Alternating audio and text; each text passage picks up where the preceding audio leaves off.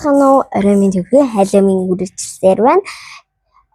Би сая нэг төчнөө хотож аваад гарлаа.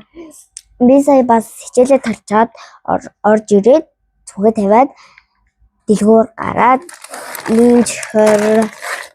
ийм амтан бэлдээд ороод ирсэн.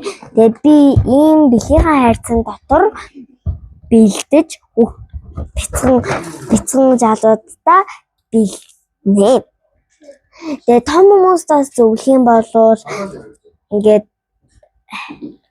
хаалга тогшоох бас ингээд жоохон чарлах тийм маягийн гарах юм бол та бити уурлаарэ. Хүүхдүүд бид нар бүгдээрээ л хайлвын дуртай хүүхдүүд. Тийм учраас бүгдээрээ жоохон чултгай чихэр өгөөд гаргуул хүүхдүүд бид нар баярлнаа. Тийм учраас том ах эгч нар байвал энэ дээр сайн анхаарал өгөөрэй. За тэгээд баяртай.